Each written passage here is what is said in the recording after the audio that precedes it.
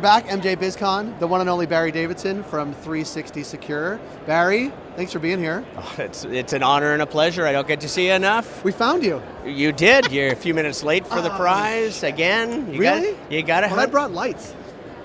Well, okay, I might have to bring another prize Fair back. enough. There we go. I like it. So, have you been to MJBiz before? I have, yeah. This is my second. Was it last year? Yeah. Tell me what you think major differences between last year and this year. Definitely different exhibitors. We're actually seeing those ancillary areas, products coming to the table. Feels a lot more like an industry show, if you will. A lot of machines. A lot of machines. Yeah. Almost, and I almost say this as a question, a lot of packaging and labeling companies. I didn't realize that industry was that big. Yeah. But it's interesting, and where I'm seeing, we're relationship-based, we've always looked for that, but I'm really seeing a difference on the floor and who's wandering around. Yeah. That just, a lot of value there.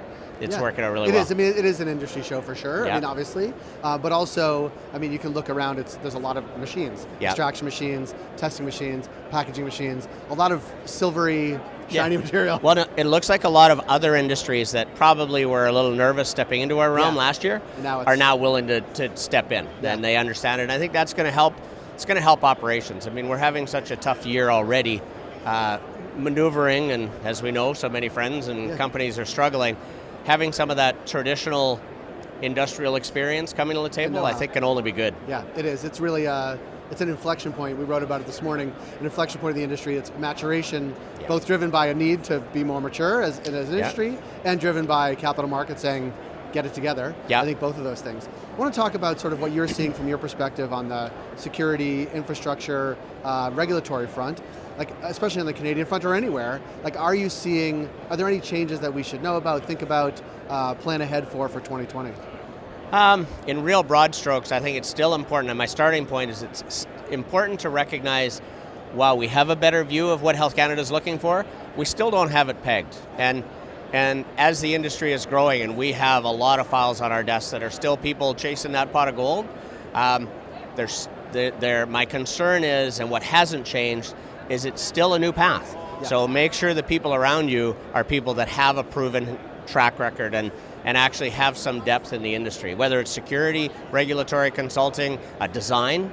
I can't tell you how many times we've gone in to do attestations in the last 3 months, and we are almost doing wholesale redesigns of systems, access control, because while the design meets a security industry best practices, doesn't meet those regulatory requirements, and it's because a security expert is not a security expert in every industry. That's right. So that's a big difference. I want to hone in on something very specific, because I think what we're likely to see in Canada over 2020 is a massive ramp up of retail. Yep. Right. I mean, if could we reach another 1,000 stores? Could we reach another 1,500? I don't know the answer to that question, but it's going to be way more than it is today. That's right. When we come back next year, it's going to be way more than there is right now. Certainly in Ontario, hopefully in other provinces as well. What do you think retailers either are or aren't thinking about when it comes to the work you do? I think first and foremost, they're not taking into account the fact that the eyes of the world are on them. Yeah. And I mean, that's a huge business risk in any industry. Yeah. And you're bang on, and I know it's not apples to apples, but we know that for the last 2 decades, the gaming industry has driven the tech industry. Yeah. But you couldn't say that to a CEO, and he probably wouldn't nod. That's right. I believe certainly in the Canadian cannabis industry and in the evolution of the US side of that retail industry. It is that retail side that's going to drive much of what else we're doing because of the public-facing side. I mean, LPs are not likely, probably not doing my business any good here saying this, but they're not likely to be robbed. However, a high-value retail store, much like a liquor store, exactly. Did I use the right term? Well, probably, yeah. It still is in some places. In some places, sadly, they're far more organized now, so that's a bit of a danger. So, I think that's huge. That even that lone independent retailer, especially in the Ontario market, that doesn't take it seriously around the safety of their staff and what it could do to our industry by being that headline. That's really dangerous. Yeah. The other piece is we have a lot of people that don't recognize that they are a high-value retail store. Yeah. And you can start up a bookstore and probably not worry too much about security, you start putting what ends up being more than $1 million worth of inventory in there, you're a target. Yeah, and more. I mean, as more products come online, they're going to actually have more, presumably more inventory in the actual shop. And easier, more marketable on the street, right? Like, and we all joked last year around how, oils, rolls, those are easy to sell on the street, but they don't have a high value. Right. What happens now when you've got a fridge or a container full of edibles that's worth $1 million? It fits into a case. Yeah.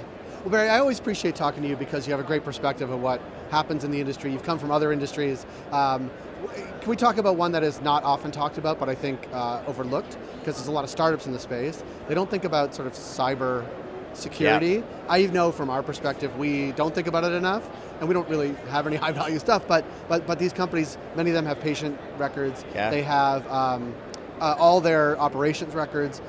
What should companies be thinking about that you can share that you think they're not necessarily thinking about? Well, from a broad strategic position, and in other industries we're getting there, your whole IT infrastructure and data infrastructure needs to be wrapped into your security program. Yeah. You've heard me talk about the security program.